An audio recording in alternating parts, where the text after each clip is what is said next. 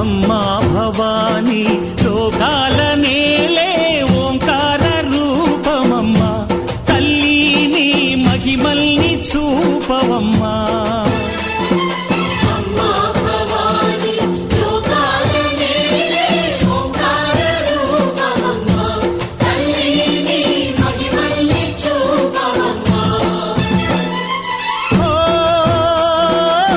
సృష్టికే దీపమా, శక్తికే మూలమా, సింహరథమే నీదమ్మా.